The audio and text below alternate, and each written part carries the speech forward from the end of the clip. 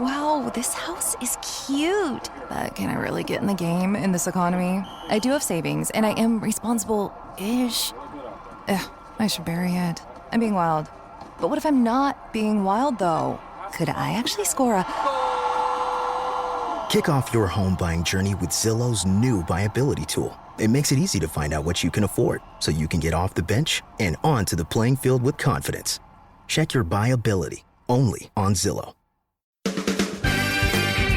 The Bob and Tom Show presents the Bits and Pieces Podcast. This podcast is Chick McGee approved.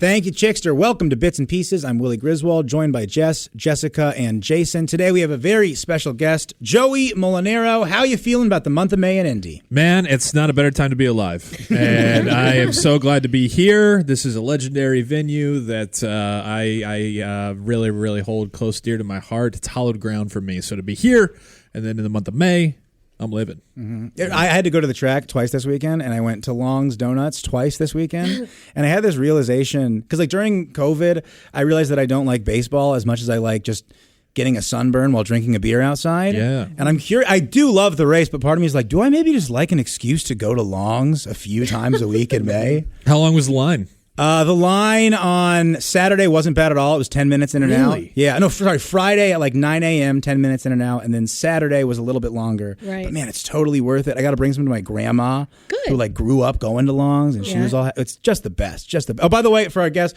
Joey Mulinaro is joining us. Joey, indie sports / comedy guy. Generally, how would you introduce yourself? Yeah, that's good. That'll work. That's one of my favorite things is kind of hearing how people like to figure out how to introduce me. You know? So it's a little bit of the you do the voice in the a lot of impressions. Yeah.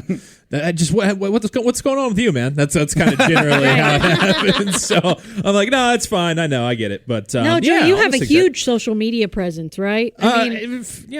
Yeah, larger than I had 5 years ago. Right, so, there you go. Yeah. There you go. Yeah, I really enjoy your stuff. Oh, thank you. And knowing that you're a local guy, I appreciate it.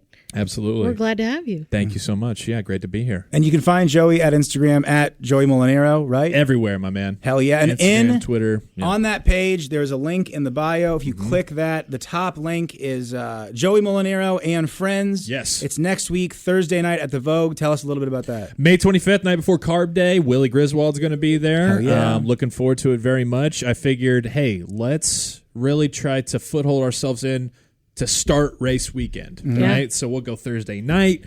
People are already revving it up. They're getting ready. Thursday night drinking's happening. Everybody knows Carb Day's the next day. So I said, I don't want to do anything on Carb Day. I don't want to do anything Carb Day night because everybody's going to be blasted, right? Everybody forget about it. But I said, if we could do Thursday night and really say, hey, we're starting this thing for Friday all the way through the greatest spectacle. And that's what we're doing. And it's going to be kind of a variety hour type of feel. We're going to have stand-up. We're going to have comedy. We're going to have interviews.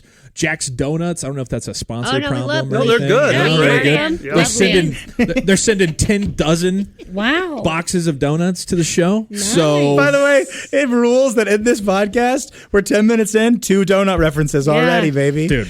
Well, wait. They're sending 10 dozen for the people just there? For the show, yeah. There's so people there. Not for you on stage. A little bit of both. I mean, there's 10 dozen. Go around for How everybody. many guys do you bring it up on stage? No. It's going to be audience can have Okay, some. audience too. Okay. Meaning if I show up to watch it and get entertained, Carb Day Eve, I can enjoy donuts. And there's a box of donuts, passing around the I think that's going to be kind of the vibe. Crowd surfing. Crowd surfing donuts. Well, That's what because me and Ben, people know him as Benedict Polizzi.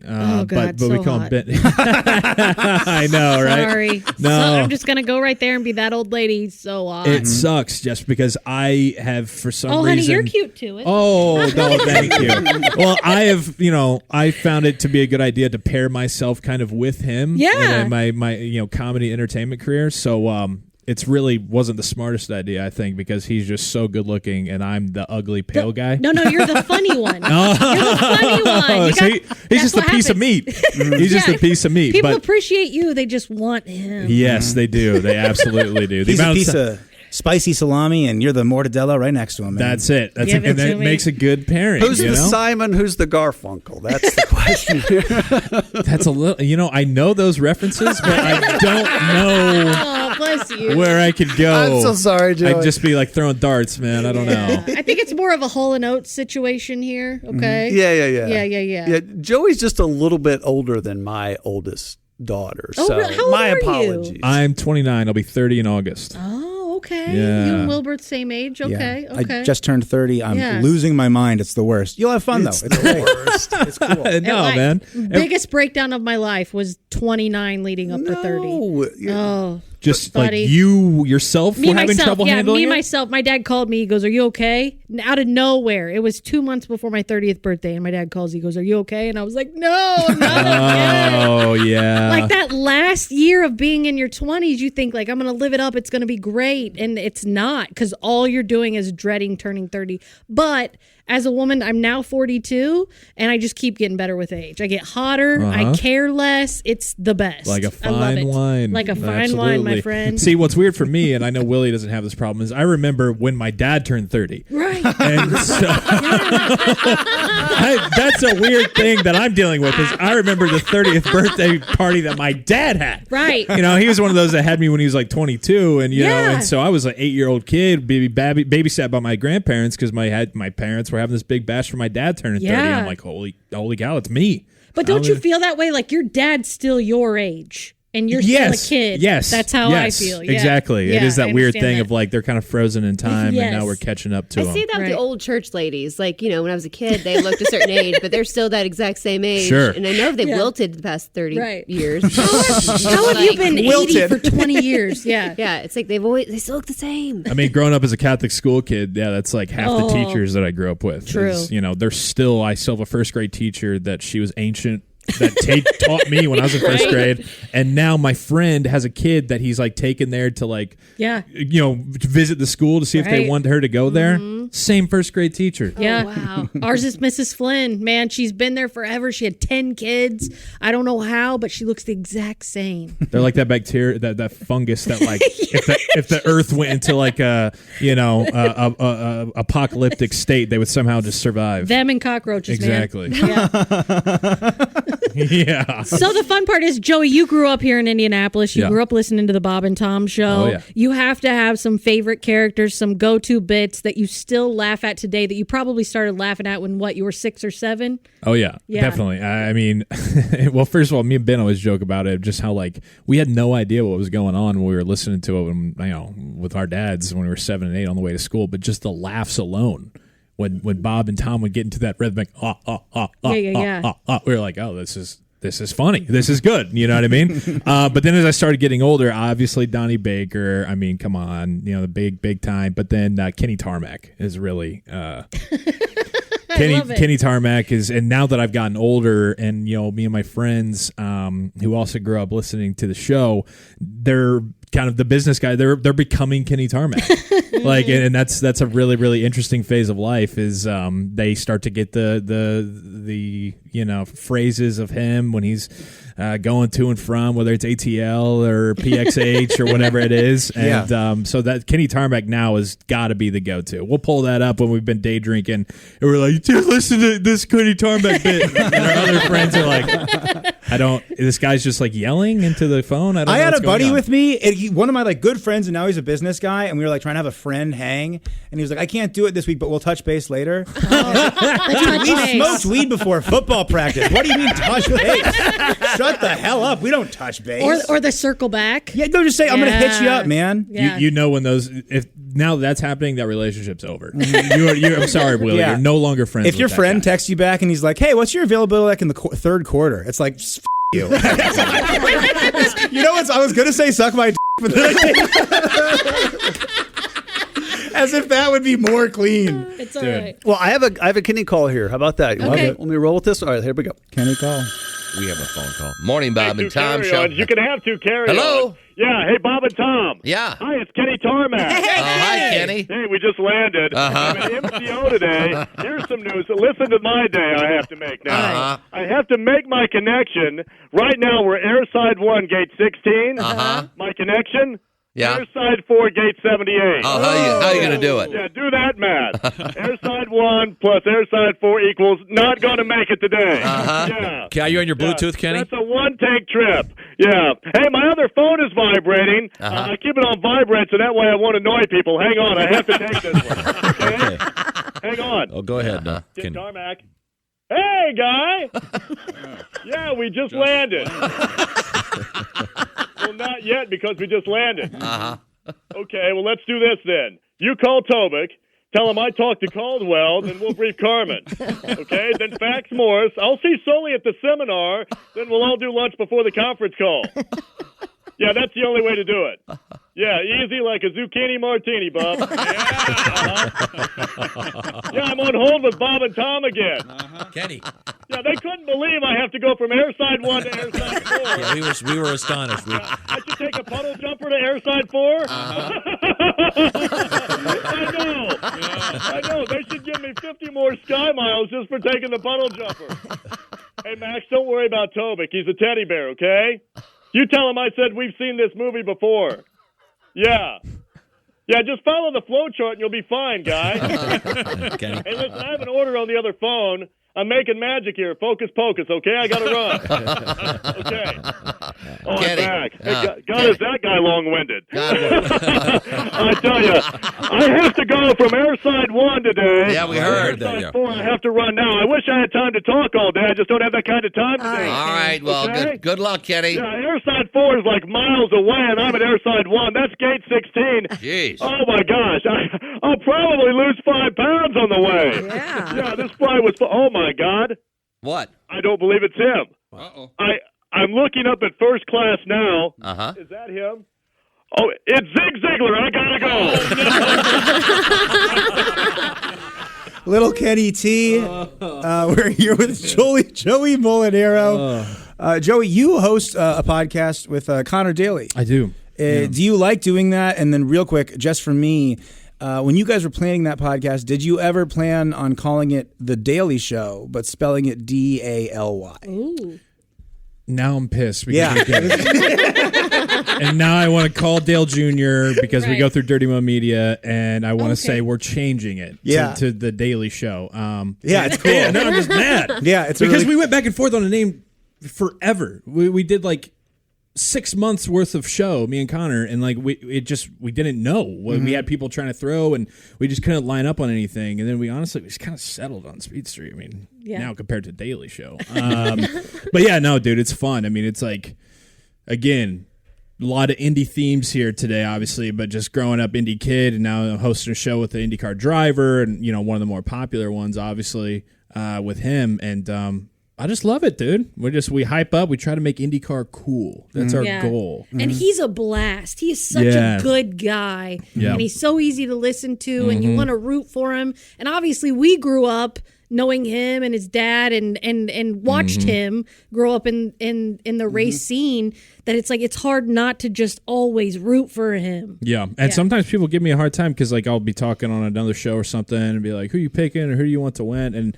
they'll be like, wow, no Connor. And it's honestly, it's like, when you have like a relative, like a brother or something, and it's just well, yeah, obviously I'm like rooting for Connor, but I didn't think I needed to state that. You know what I mean? It's like for besides him. Right. Yeah, exactly. So that's the deal. And Connor's the man. So hey, we got the win in 10. That's what we're going. This is his 10th Indy 500 this year. Oh. And so I'm dubbing it for him, hashtag win in 10, for him to take the checkered flag and drink the milk. All right. I'm jumping on the bandwagon. I'm here for this. Yeah. How much did you have to, how much did you realize, I don't know that much about racing? Because to me, there's a lot out there that the average fan doesn't know. For sure. I assume you had to, dig in. How did you manage that? Yeah, I mean, from where I was like 3 or 4 years ago, though, to where I am now, huge difference. Yeah. You know what I mean? Like Kenny was saying, I mean, I puddle jumped over to my knowledge from where I was to where I am now. Yeah. Still a ton to learn. I mean, still, you get around people who are like the real gearheads. I mean, you're like, man, I don't know. But dude, it's just constantly learning. But at the same time, it's like that's the goal of the show, is to have Connor, who is the driver, who is the expert, who grew up in this, and then you have me, who just like fell in love with IndyCar, with the 500, with all of it, and I'm trying to bring in these people who are maybe a little intimidated because they don't know what a carburetor is or chassis, right? Or any of that kind of stuff. And I'm like, it's all good. It's a super cool, really exciting sport and series, and there's a lot of great drivers and personalities, and I'm just trying to bring y'all in it. So it's a mix of like the experts, everybody who knows everything forever with Connor, and then me. Everybody's like, oh, maybe I'll give it a shot. Like, I like Joey and Connor, and they're kind of like having fun talking about it. Yeah. See, I like this because I grew up with watching the 500. I'm like, Florence Henderson, I will one day sing with you. Right. No, I'm never going to do that. I thought that was achievable or something. Jim Neighbors. So I love the race and all the things that go around the 500. Right. All the drivers. But when it came down to the actual race, I'm like, my knowledge would be, well, they might have to pit soon. Right, yeah. Oh, look, he pitted. That's about it. Go faster. Oh, right. he didn't go well. Something happened in the pit. I don't know what. Can you I don't give know us- what he got in trouble for, but he did something. Can you give us a couple key phrases that maybe if you're watching the race with your friends and you want them to think you know more than you really know? Is there like, if I'm watching a basketball game, a good line from you, dude, that is a great rebound. Dude, not goaltending. That's a terrible, like that kind of thing. I remember when I started, like in college, I Googled that for football. Like we would go and watch Monday Night Football, and I'd be like, God, I got to know what the hell I'm talking about if I'm going to get laid. So, Google this real quick. You know, I did the same thing watching Keeping the Kardashians. There you in my go. ex's sorority. There you go. Yeah. I actually made an encyclopedia for an ex-girlfriend of football phrase, like a football glossary phase. You need to publish of that. phrases. And I actually don't think I do because the relationship did not go well. So yeah, Joey kind of fumbled the love there. there you go. There it is. Yeah. We need the hey. We need that. But a few of those phrases, Willie, I always like to go with. I just locked him up. Nice. Okay. Is that when you're turning and you don't allow someone on the outside end? Like the brakes. Okay. Brakes, yeah. Got it. Yeah, he's locked him up right there. And then it's a Okay. little, I think he's dealing with a little understeer. Oh, okay. Understeered. The average person has no clue. Not at all. Yes. I'm so excited. But it sounds like you do. It does. Well, understeer, locked him up. If you get those in the same phrase, then you're really cooking. People are like, put this guy on the pit stand. You This guys, guy I'm knows. going to blow people's minds at this year's cookout. On Yes. that. I'm Hell gonna yeah. say the How about craziest- the whole? They need to adjust the downforce. Oh, downforce, big We have- time. Yeah, I have no clue. Slam the downforce. Slam it Absolutely, down. just slam Okay, that I'm gonna home. put this in my notes. Yes. Okay. He's just talking about, well, I'm really liking Connor's ride, but, if they can just adjust the downforce to really give him some more grip, Got it. I think he'll find the speed. Always looking to find speed. Yeah, Perfect. Yeah, they're Right. all looking for Right. it. Yep. Everybody's Well, looking for it's the right speed. there. Come on. Just figure it out. Just crank up the downforce. Don't get any understeer or lock them up, and you're good. Perfect. I think that answered your question, Willie. Are you when you go to the race, and I'm sure it's changed as you've aged? Yeah. Do you like to sit in the stands? Are you an infield guy? Are you in a box maybe now, getting some AC going on? No. I found the perfect mix thanks to my father-in-law, and he's one of those guys who's been going in the same seats for over 30 years. And so I really, just nudged my way in here. But I didn't grow up going to the race because I was always like playing travel baseball and like doing that didn't matter. And like, I couldn't go because we were out of town or we were having a tournament or whatever, but we listened and whatnot. So I didn't start going to the race until I was working it for the Excuse me, cough button. Damn. Forgot we have those. I didn't start going until I worked for the local ESPN affiliate in town. And I was there just to work it. And that's kind of like how I fell in love with it. But then now that I don't have to like technically work it on race day, we sit grandstand B right before turn one. And our backs are up against the fence. We're looking at the video board right before turn one at the end of the pit lane. Yep. And so we get to see the whole front stretch all the way into turn one, basically down to turn two. All right. And it's phenomenal. That's and it's awesome. it's the closest thing you're going to get to climate control without being in the suite. That's what I was going to say. I can feel the chills on your arm as they're coming down to start the race. That's awesome. From that vantage point, right? It's incredible. And Jim Corneliuson's singing Back Home Again in Indiana right there on the track right in front of us. Tier Waterworks every year when that happens. So yeah, I've never been a snake pit guy, and I respect the snake pit, and I respect the infield at the Indianapolis Motor Speedway. But man, that's like the closest thing I ever want to be to like a battle zone. Yes. Like you go in the snake pit and there's literally just bodies. I couldn't handle someone standing close to me in a grocery line, let alone if they're drunker than me and there's I wilt. I'm a wilting flower. It's too hot. I love being in there, but being next to someone else sweaty, I would just freak out. And I've never been in a snake pit. It just so much anxiety. I would cheer people on, like you said. You go for it. Have some fun. But something about skin on skin everywhere. I've only been in the infield. I've never been in the stands. I am such just like a speedway trash bag that way, man. Like just put me in there and let me be with the people. That's great. I mean, don't get me wrong. My first Indy 500 I actually went to, which was Marco Andretti's first year. So I was like, holy crap, it's going to be, my first will be his first. But then that didn't happen. Not so much. I was passed out under a tree for like most of the race because I was, and I puked in front of like paramedics. Did they give you? They try to give you an IV or anything? Nothing. Or? They just watched, and I like puked. It was like pure yellow, which meant like I had nothing in there. Oh yeah. Bile. And I like just stood up. And they saw me, and I just kept walking. I wasn't even 21. Yeah. But one of the paramedics going, 18, watches Jess puke, 19. She's still walking. She's fine. I remember I was pregnant one time and I dropped off a group of friends, and I went back and picked up a group of friends, right? And so I had Wait a second. You were pregnant, so your friends made you be the DD? Oh, 100%. Yes. Good on you. That's right. great. Yeah. So I went, and I remember I was walking into the track, and I delivered the first week of August, so I'm very pregnant. Right. It's the end of May, and I'm walking into the track. And some track goer goes, "Shake what your mama gave you." And I turn around and say, "I'll shake you, you stupid Yeah. You were not having it. No, I was not. Yep. I was not. I was going to say, I had my wife DD for me last May when she was 5 months pregnant. And it did not go well either. No, so, usually doesn't. No. Just the day that Joey finds out that his wife is pregnant, gets a little tear in his eye, like back home again in Indiana's playing. And he's just like, "Baby, I love you." And he does the math in his head, and he's like, "Can you please give me a ride Memorial Day weekend?" Whole month of May. And then on top of it, we have the RV inside the track. That rules, by the way. Because of Mount Comfort RV.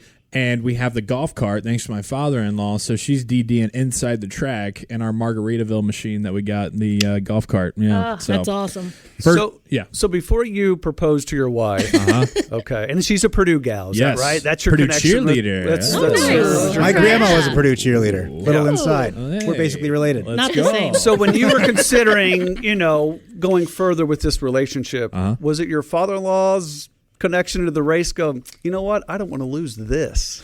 I proposed to my wife after like 8 months of dating, so I don't even think I knew her dad. Wow. Oh, what? Okay. I'm just kidding. I asked his hand. I asked his permission for her hand. I didn't ask for his hand. Right. But yeah, so I didn't even realize at the time because I was a late bloomer in the race fandom. Yeah. Jason, like I said, like I knew, like I followed it and I knew it, but like it's certainly not where I am now 6 years ago or whatever when I asked her to marry me. This is just like another bonus of like, oh wow, my in-law has these seats. Great. Awesome. But yeah, 8 months, huh? That's No, that's good. You got past the honeymoon of 6 months, so you had that 2 months to see what was real. yeah. And before you guys got sick of each other. I So proposed a that's good. year. Yeah, a year in. that's pretty quick.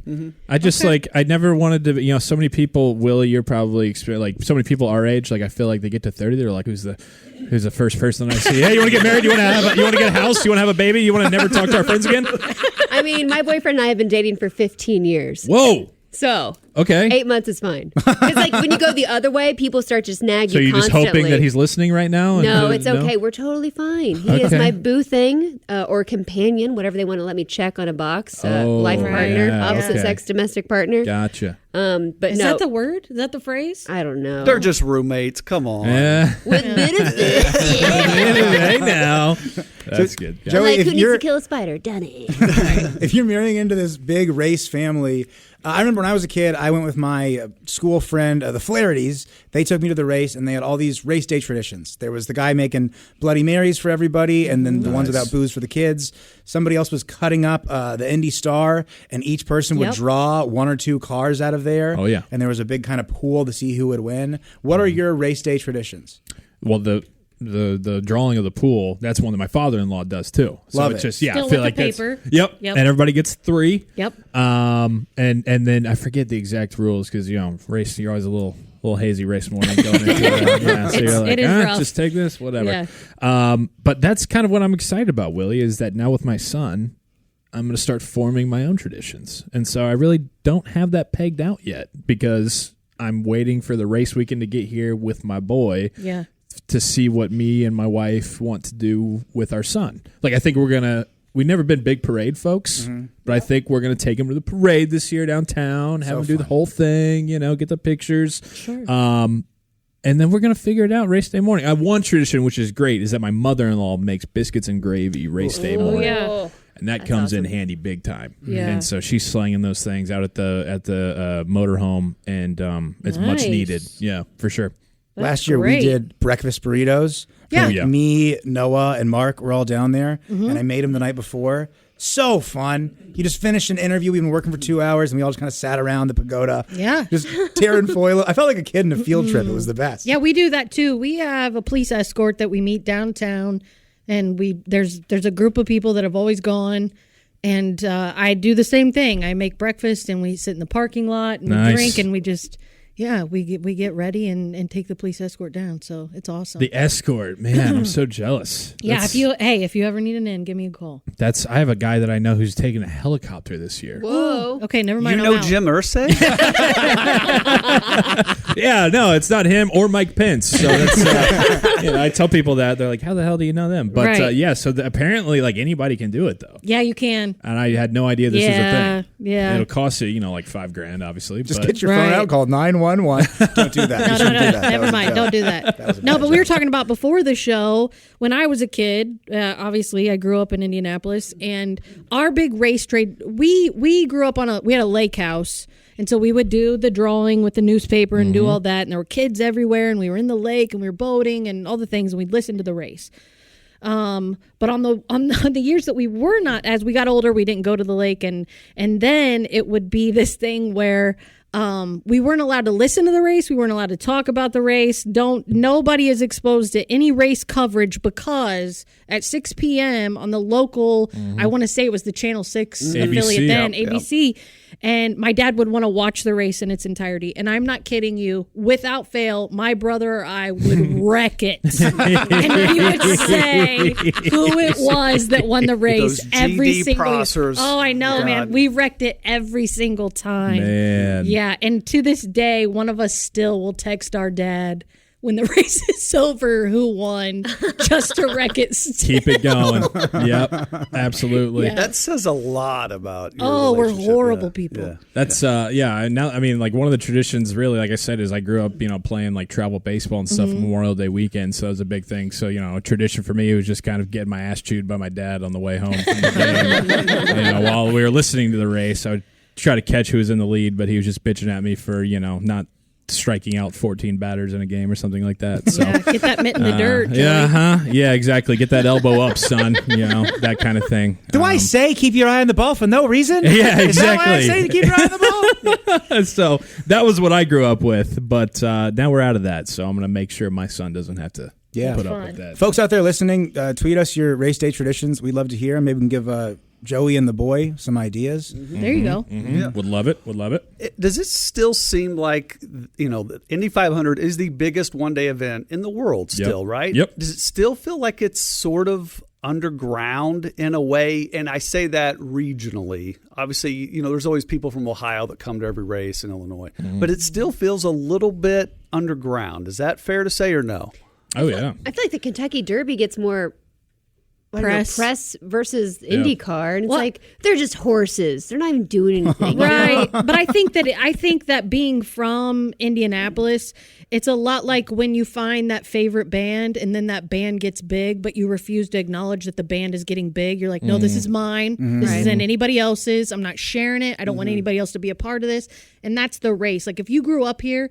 It's like Indianapolis is the smallest, biggest city. And that the race just, I don't know, it's kind of like a feather in our cap, honestly. Like, yeah, come over here, see how great we are, pal. Yeah. You know? Yeah. No, and I was just at the Kentucky Derby at the beginning of the month. And so I did notice that. I was like, can we get like half the celebrities just to come on? I mean, just like maybe even a third of you to come to this. Or wear your favorite cutoff denim jeans. That would be amazing. So you had the vibe is different at the Derby? Oh yeah. Yeah. And but I tried to tell people, I was like, look, because a few people like on the red carpet stuff, they were like, you're a big Indy 500 guy, right? And I was like, yeah. And they're like, tell us more about that. And I was like, well, you start your month of May down here in Louisville getting all dressed up and fancy and feeling uncomfortable, blah, blah, blah. And then you end it in Indianapolis wearing and doing whatever the hell you want to do. It doesn't matter. You started with a fancy hat. Now you got a Garfield t-shirt with the arms cut off. I'm like, how uncomfortable are you right now? They're like, pretty uncomfortable. I'm like, okay, well then just, envision yourself in jorts and a cutoff and American flag bandana on, and you're like the king when you wear that at the track. I love counting how many Reggie Miller Pacers jerseys are worn on race day, or any retro, whether it's a Smiths or something like that. It's We just talked about this. I don't want to see any Reggie Miller jerseys in the infield. It's too dirty. It's too risky. I don't want to see Reggie Miller. I don't want to see a Larry Bird college jersey. I don't even want to see a Bill Murray Space Jam jersey. I want to see, you can get a Lance Stevenson Pacers jersey. Sure, go for it. Yeah. Scott Pollard. Hell Jeff Foster. That's what we're talking about. No one that was ever an all-star. Get out of here, right? Antonio Davis would be cool. Any of the Davis boys. That's a fun one. Or, you know what? Wear a Shaquille O'Neal jersey because he's playing inside the snake pit. That's cool. Right here, awesome. right here. I got my Shaquille O'Neal hat. Nice, right now. You bought a Shaquille O'Neal hat. She loves Shaq. So does my mom. He will be my second husband. You guys laugh, but I'm telling you, I'm going to find my way to him in the snake pit, and he will fall in love You're the with right me. size, because his wife is very short. You're going to be fighting my mother. She loves Shaq too, I swear. Me and Mrs. Mulinaro are going to go at it for Shaquille We were on a O'Neal. road trip one time, and we were doing just trying to kill time with the different topical kind of, if you could do this, one of them that my dad or someone pitched was like, all right, you have to be handcuffed to somebody for 30 days. You don't ever get to take, you're with them for 30 days straight, handcuffed. Who are you picking? My mom, Shaq. Yes. Immediately. Yes. We're like, my dad was very concerned because Shaq is huge and is what and my dad is just like a kind of a slender white man. Right. Maybe she Nothing just in common. really likes Papa John pizza. This is true. Yeah. I mean, a month of trying that. to get a hookup with the general. Yeah, there you go. Because you're That's a good Italian, insurance. and judging by his last name, Shaquille O'Neal, probably Irish, right? That O'Neal in there. That's right. Yeah. Yes. Oh, Shaq O'Neal. Yes. Throwing down some pints. Oh, Seamus O'Neal. Down in Dublin with a Guinness. But I was actually, you were mentioning the old races on ABC. Yeah. And so what I've been doing is going back in the mornings because my son likes to get up at 4 a.m. And an 8-month-old. Who knew? Does he want my job? Because I hate it. Yeah, I'm ready. We're rip roaring, ready to go to be in studio early. But he likes to get up, and I have to take him downstairs. And so during the month of May, I've been playing the old Indy 500 broadcasts, and which they're phenomenal and they're super fun to watch. But what I've been cracking up at is the driver intros, like how they introduce the field of 33 on these ABC broadcasts in 91, 92. Literally a line from Paul Page the other day. I forget the driver. But he's like, he starts on the middle of row 5. He's the only driver in the field who wears an earring. Swear to God, that's actually one that he said. So they have to give a random fact. They do a random fact, and some of them are so cool. They're, Mario Andretti, he starts on the outside of row 2, and when he's not on inside the car, he still enjoys speed, and it's like him on a jet ski, and it looks super cool. Right. This one guy just gets the only driver in the field wearing an earring. I'm like, that's all we could come up with? That's it? Was there maybe a little judgment behind it? The only driver that wears an earring. There's an earring. There's a little bit of a pause because Paul Page was pissed. Yeah. And another one was like, when he's not on the car, he plays soccer to stay in shape. I'm like, dude, who is the producer at ABC that comes up with this idea. That just sounds like at the first day of summer camp when everybody has to say one special fact about them. Yes. It's like, my name's Ryan. I'm from Rockford, Illinois, and I play soccer on the side. Yeah, exactly. Same. I got an earring. But it goes to show you the difference between Indy 500 and the Kentucky Derby. Kentucky Derby, the show is before the race. Right. Oh, yeah. To your point. Yeah. Whereas the stars of our event are, I mean, we already the have our driver. celebrity. Yeah. There's 33 of them. Yeah. Whether they're big or not, they all of a sudden are for a day anyway. In a month. Right? Yeah. For a month. sure. Yeah, for a month. Yeah, no, you're absolutely right. I mean, these guys, and it's like, it's cool to see like how much even like, you know, the Unsers, you know, all the Andretti's, you know, Foyt, obviously, anybody, all these names, these powerful, popular names, you know, and they just, until they're old and gray, man, they come around and everybody's like, holy cow, it's, you know, Al Unser or AJ Foyt, and it's really, really cool, you know? Yeah. I mean, I loved Ari Leindyke in elementary school. Like, 'cause it was the year Tony Stewart raced in the Indy 500 for the first year. Yeah. So everyone in our class is picking Tony, and I'm like, because he from Rushville. Yeah. So it's like, okay. And I'm like, you know what? I'm going to go with Ari. And I think he won that year. Actually, I don't remember. But the next year I went with Ari Leindyke, and he did win because there was a rain delay. So I remember this. 90 and 93, I think, was Because Ari we had Leindyke? we had to have the radio broadcast on in school because it kept getting delayed. So Monday they finished the race. I remember this. And Ari Leindyke won. I was like, woohoo! But that was a totally different. What was I talking about? Oh yeah, Tony Stewart. Ari Tony Leindyke. Stewart, But yeah. it made my day when I got to have a Leindyke sandwich. I got a photo with Ari and his son, Ari Jr. I was like, oh my gosh, I'm losing my mind because huge celebrities, and I'm like. The Bachelor, right? The Yes. Ari Leindyke Jr.? Yeah. He's one of the Bachelors? I literally was like, what restaurant has an Ari Leindyke Leindyke sandwich? I was kind of thinking that too. I was really interested in the food. and it was delightful Yeah. because I was into him and his dad. I was like, this is awesome. Nice. That's what's so great about these guys. They're huge names in the racing community. They're giant. And for me, they're just Hoosiers. And they're not Hoosiers at all. Yeah. But the thing is, for me, like, no, these are neighbors. These are people. And that's the kind of community that the Indy 500 creates, is that we're all in this. We're all Hoosiers. We're all together. Whether you're on the track or in the infield or in the stands, we are in this together. And it's a very unifying thing. And I might cry. Don't It's lock the up, best. Jess. Yeah. Hey, you're locking them up over there. Come on. And if we could put a bow on the Indy 500 thing here, how amazing of a full circle is that Letterman There you go. had the biggest platform in nighttime Yep, TV and would talk about it and then became an owner. I'm like, and he's our Hoosier. Yeah. You know, 100%. it's just the best. And he was a Nothing pit like it. reporter. He Yes. started out as a pit reporter, and Yeah. he tells that story about how Yeah. he went and tried to track down Mario Andretti after he crashed out in like, I think it was 79 or something, or 70, 78, whatever. And he Letterman always says how he didn't ask him like what happened. The most important question that you're supposed to ask, he forgot to ask Mario. And but yeah, that clip's still out there, and full circle. Yeah. Letterman putting on. Love it. Yeah, it's the best. Well, let's get into Joey. Let's get to know Joey a little bit better here. Yeah. Voices. What are your favorite voices to do? That's your main thing on your social media, I believe. I mean, like, yes and no. I mean, when people, I think, come across me online or see me out and about, like, that is one of the main things that people will say is about that. But also, I just try to like to do it all. You know, I just want to be. I don't want to be Joey. I don't want to be the voice guy. Because Caliendo, actually, friend of the Bob and Tom show, this building, he took me under his wing very early when I started kind of getting a following and everything. And he's like, "Hey, man, for every one impression video that you do 4 other original sketches." And I was like, yeah. He's just like, trust me. He's like, look, I've had a great career. I've been very lucky. People would kill to have the career that I've had. He would say, but he's like, it's just hard to break out of once you're the impression guy. Then that's where, so I was like, yeah, for sure. So that's something that I take a lot of pride in, is just making sure that, like, I will throw in those characters because I like to just have it as like a feather in the cap. Yeah. But then I like to do other stuff too. you know? Right. And you know what? If there's anybody to take advice from, he is a method guy. And I wouldn't be surprised if he had it on paper and an outline and the whole thing. Yeah. And it has served him. So that's awesome. So between Caliendo here and then, like you said, Kenny Tarmac and other voices here at the Bob and Tom Show, what were your other favorites here? From Bob and Tom? Yeah. Oof. Or maybe even skits, like things that we did. I always enjoyed when Tom Wilson, Yeah. when when he would be on. He did those prank calls a lot when we were, right? The Tom Mabe. Tom Mabe. It's Tom Wilson. Biff. Tom Wilson. I'm sorry. Tom Wilson. Biff from Back to the Future. You're right. I'm sorry.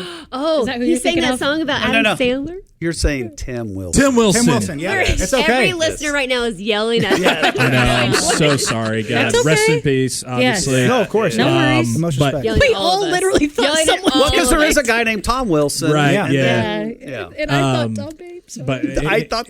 anytime Tim would come on and his bit about Steve Spurrier and college gosh. football always would get me. Yeah. I mean, well, he does the FSU coach, Bobby. Why can't I think of his last Bobby name? Bowden. Bobby Bowden bit. Yeah. And you do a great Nick Saban. Yeah. Which it's, yeah. That almost seems like it's kind of a niche impression. Yeah. Like you won't turn That's on. what's so weird is that like I would think that too, but that is like the one that started getting people to follow me, and then that is the one that people still closely associate it with. I'm like, I know Saban's big, but like he's not that big. Yeah. Right? Like I mean, He's the. I mean, I feel like he is. especially actually. even now Yeah. with all the Affleck commercials. He's on every. true. But he's kind of like the Darth Vader of college football. Yes. Yeah. I kind of don't even know who he is. That's true. See? How about yeah, that? Yeah, no, but But that's all right. Tim Wilson, I always loved Wilson. his like the NASCAR song, like having the baby in the stands, the Dale Darrell. Yes. Dale Darrell, Walter Pritchard, Petty, Rusty, Austin Bill, Irvin, Gordon, Earnhardt, Smith, Johnson, Jr. It was like such a big deal, like that one and the other one about Jeff Gordon's car. Yeah. The first Yeah. baseball game ever played. Oh yeah. Yeah, that's Dan St. Paul. Yeah, Dan Dan St. St. Paul. Paul. That's awesome. That one Yeah. is always a killer. Yeah. That gets me. Yeah. The Christmas around the world or the Christmas wish Sean list. Morey. Sean Morey. Yep. That's a great bit. I love that bit. That's Yeah. so good. I'm from Quebec. I want a stick. That's so good. Yeah. Well, yeah. I mean, just all these. Floyd. yeah. Love when Floyd calls Floyd the trucker is in. great. Floyd, Yeah. my favorite thing that Floyd does is sometimes he'll take a breath, and it sounds like Tony Soprano taking a breath. It does. It always makes me laugh. Well, they are kind of the king. And by the way, real quick, just to kind of take this back to Caliendo a little bit, he didn't like this, and I'm sure you won't appreciate it either. I don't think it'll help you out, but Frank was talking about doing some segments as himself, not doing a character. Yeah. When we were doing the Super Bowl out in Phoenix, and I told him we can do a segment for you where you won't do a character, and we're going to call it "Let Me Be Frank." And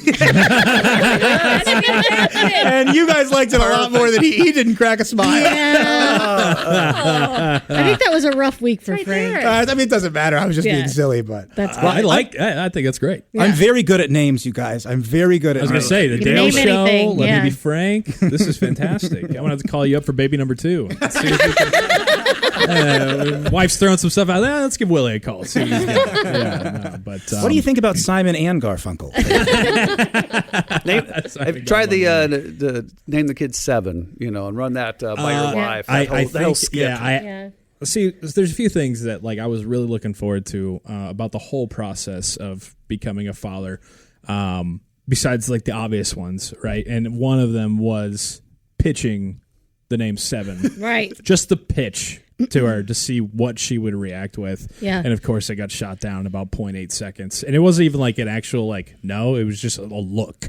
Is she a Seinfeld fan? No. Okay. Yeah. Okay. So she wasn't getting it, So she was so pissed because I remember I was like, I can't wait till I'm holding my baby boy in my arms. And I could do like Vito Corleone and Godfather 2 and be like, Frankie, your father loves you very, very much. And she was like, not everything's a bit. Not everything has to be from a movie. Yeah. Like, you can just have it. And I'm like, no, but like, it'll be, cool. She's like, no. I was like, when you're napping, then she gave up. So I had that moment and it was great. If it does make you guys feel better, I do have a little sister that I call 7, my sister Heart. But Yeah. that's just because she's my dad's 7th kid. Right. So it works out There you pretty go. easy. Yeah. So You you're know just what, though? going straight by the numerical Yeah. order. You threw names out the window. Hey, game 7. We're going over to Forrest's house for Christmas. Yeah, hey. 6 and 7 will be there. Yeah. 7th heaven. Yeah, it's a lot of fun. 7-Eleven. We have a good time. You know what though? As your kids get older, the my favorite thing is my kids are 17 and 19, and so what happens now is we'll be watching old movies together, and they'll go, "Oh my gosh, that's not yours?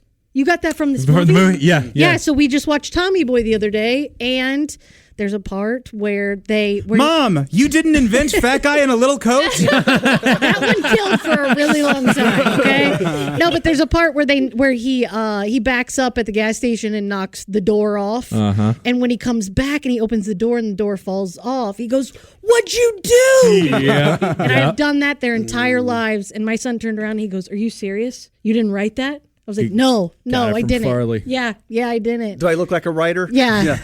Well, I mean, I'm falling from that pedestal a lot lately, so just be prepared. Oh, yeah. Your kids are going to be really bummed when they find out that you didn't write the 7 words you can't say on television.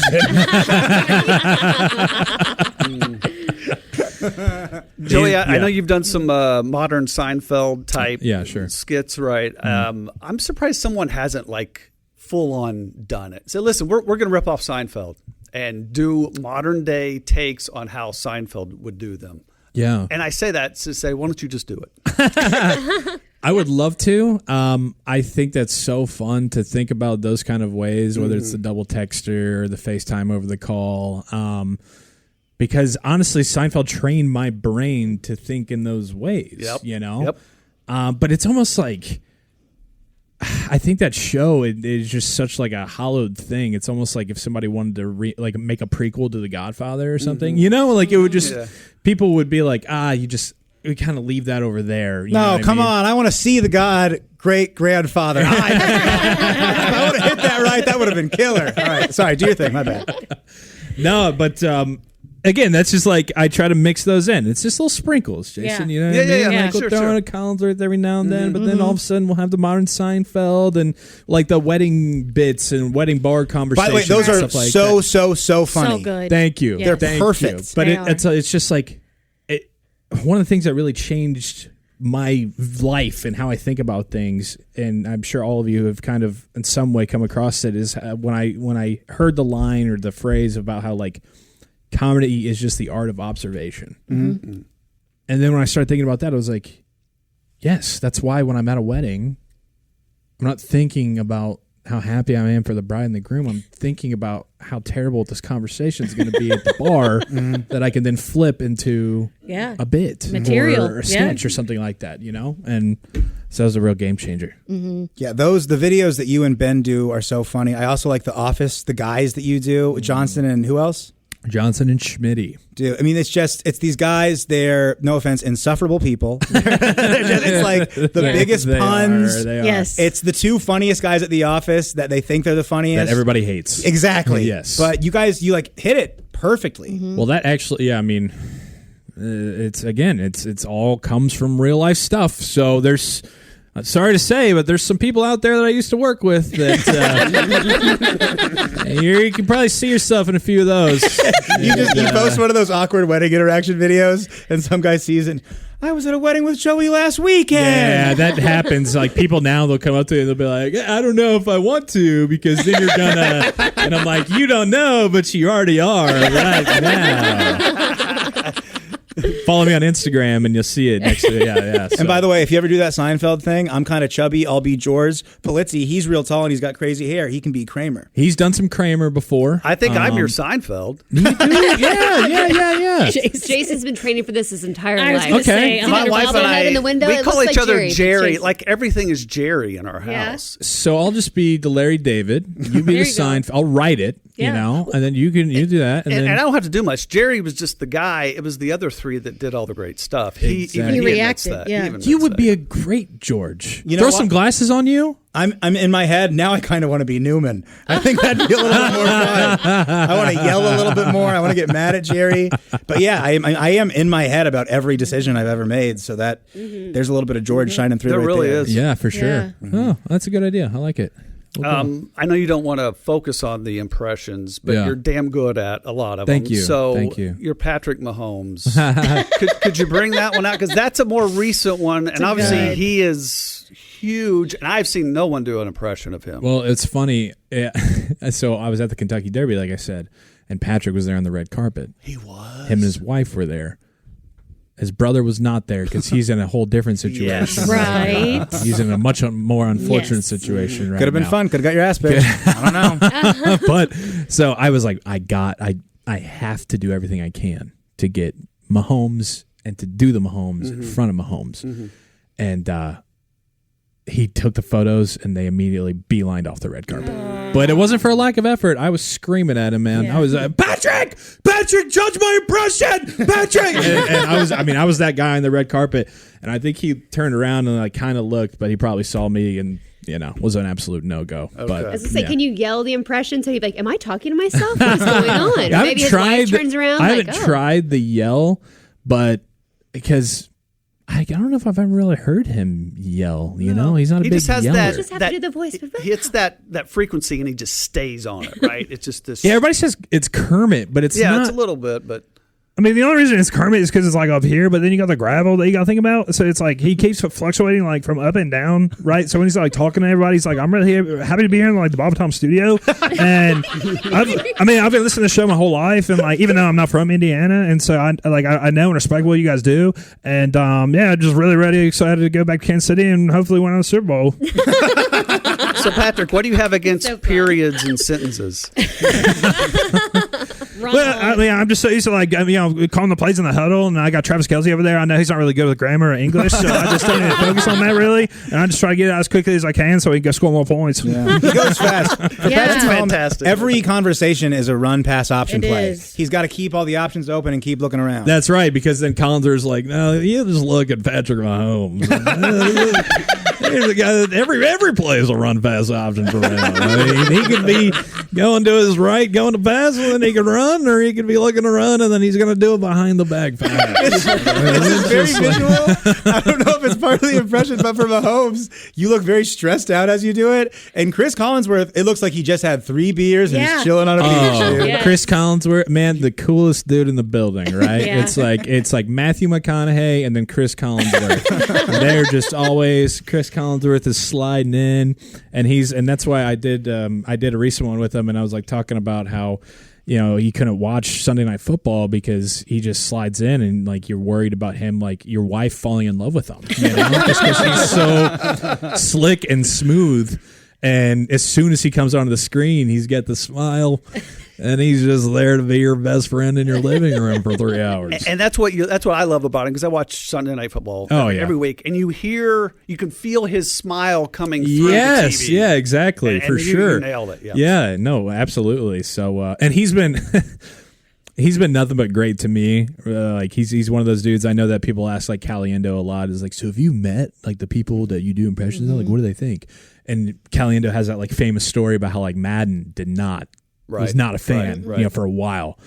But Collinsworth has always been great. He's quote tweeted me and stuff. And my friend Marcus Bailey, who plays for the Bengals, he's a Purdue guy. Purdue guy. Yep, Purdue guy. Linebacker. He was a 7th round pick, and he would have been a higher pick. I'm getting off on a tangent, but he tore his ACL. He's come off an injury. Anyways, but he's been on the team for 3 or 4 years now, and so when they were doing this, when they're out in the Super Bowl, when the Bengals were in the Super Bowl a couple of years ago, Collinsworth was on the call for NBC, and so he'd come out to their practice and whatnot.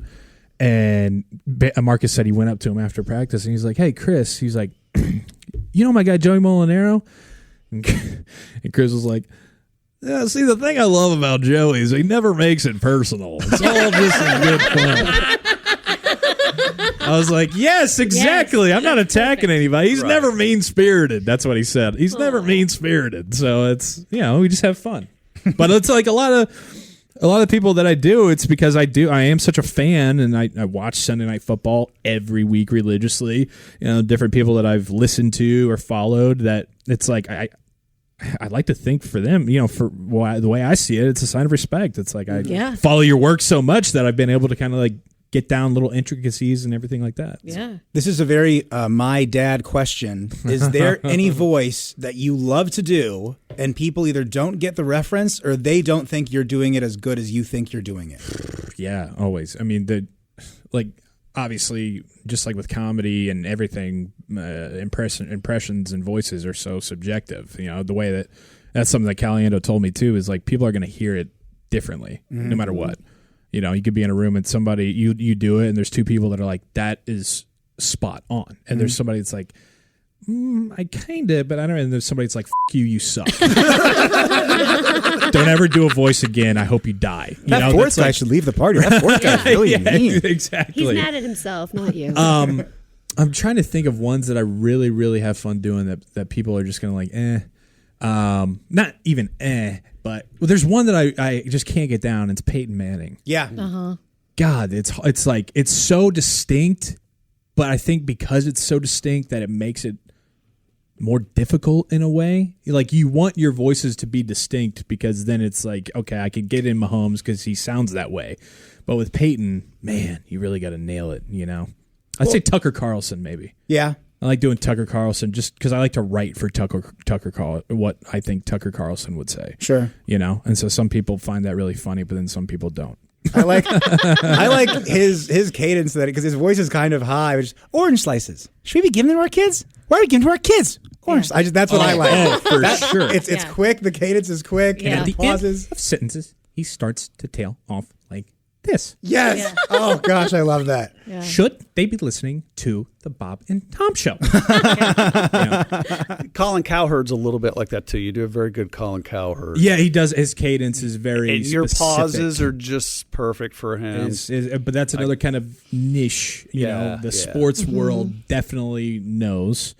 But if you're not like a real huge sports fan or like sports media follower, you probably aren't picking up what Cowherd's doing. Let's go back to one of your bits that I thought was great, and I barely knew who you were then. I mean, I knew you because we kind of your intern, but I think this one might have popped before the Saban thing. And was your dad your baseball coach? Yeah, Okay. for a while. I mean, growing up. Yeah. So the baseball coach, it's like a 3 or 4 minute piece. Yeah. It's basically he's pissed off, he's taking kids out, kind of thing. Was that of your dad? It's a mix of characters. Okay. A little bit of my dad, a little bit of other coaches that I had, a little bit of coaches that I've seen now that I'm not a kid anymore. I kind of like take bits and pieces from each one of bits and pieces. That's the show. Yeah. I said the name. I said it. That's cool. You get one of Chick's Diet Pepsi's on the way out now. Which is, speaking of Chick, and you mentioned it, Jason. Yeah, I don't know if you guys were aware, but I interned here when I was a senior in college. And I just sat in that room over there and just listened to the show and would send Tom just like my stupid 2016 jokes. And but it was great because I was like, holy cow, I get to be here. I get to this is something that I can do, is be a part of a show and write jokes and, try to be funny. Anyways, but it was my second day of interning, and Spangle and Vibert at the time were showing me around, and it was during a break, and Chick was walking in the hallway,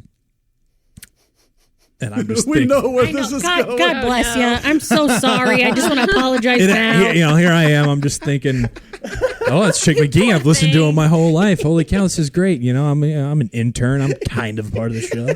We've all been there, Joey. Just for the record, we've all been there. And so I go, hey, Mr. McGee, Joey Mulinaro, nice to meet you. When I tell you, he looked at me like I had 6 dicks growing out of my face.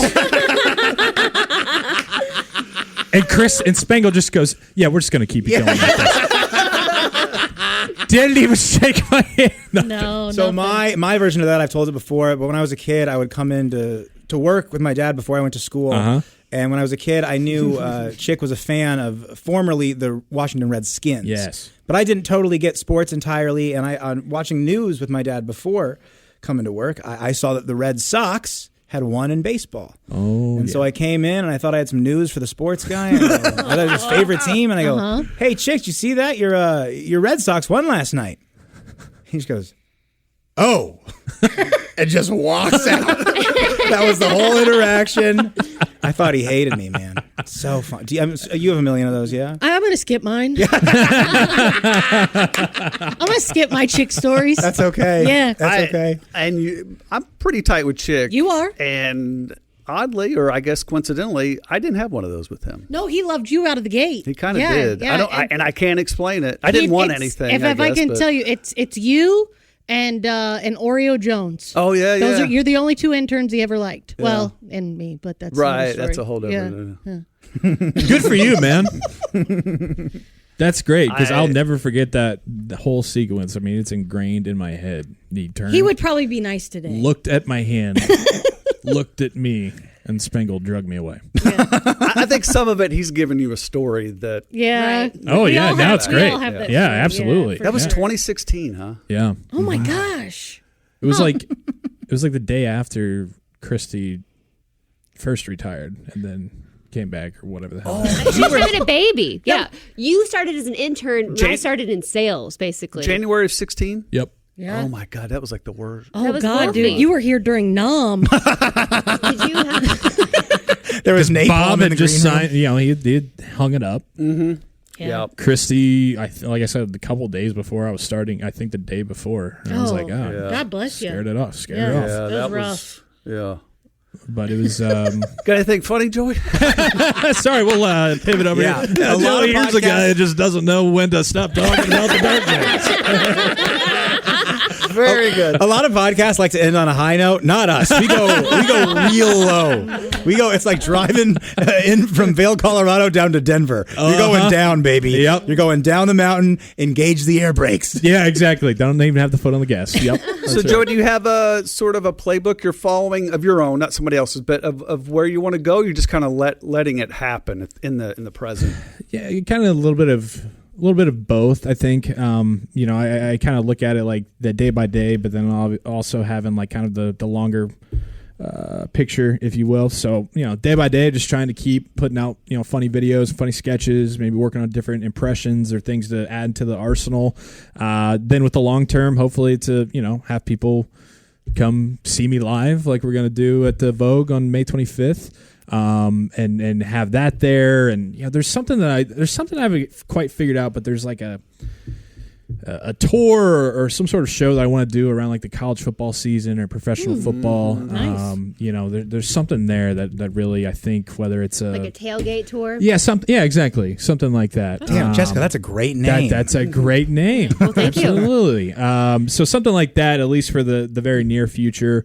But then, I think at the end of the day, it's just like, 10 years, I literally remember after my first day at Bob and Tom, when I was just emailing into the abyss of nothingness jokes, I was like, wow. I put on Facebook, I was like, if I can do this for a living, I'll know I made it. And so I think even when I'm 50 or 60, hopefully, if I'm still just able to get behind a mic or write things that hopefully will make people laugh or have fun, that's it. That's awesome. If you're having fun doing it, that's the best. Yeah, exactly. Right? Yep.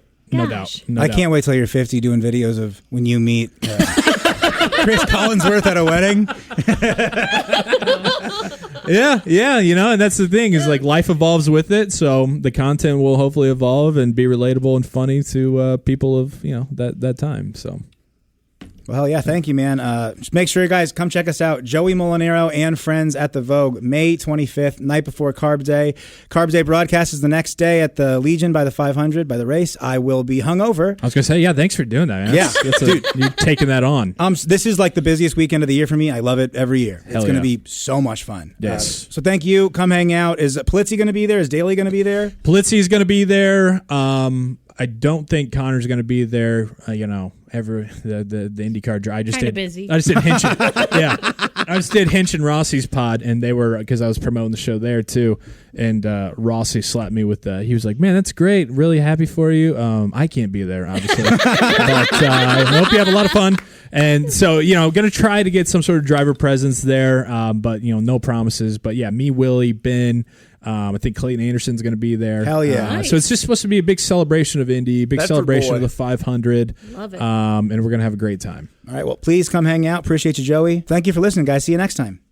Michael Rosenbaum and his Smallville co-stars take you behind the scenes of one of the greatest shows of all time. We're going to watch every episode. Join us. It's Big Talk. You remember when I had to shave my head? Oh, I think I was angry with this one. On Smallville. Yeah, I mean, I get it. The scene you did, and this is the one that got me fired. Okay. What? Here we go. I love the excursions with me and Welling. It's everything that Superman stands for. It's Talkville. Talkville, we always talk about it. It's a great thing. The Smallville Rewatch Podcast. Follow and listen on your favorite platform.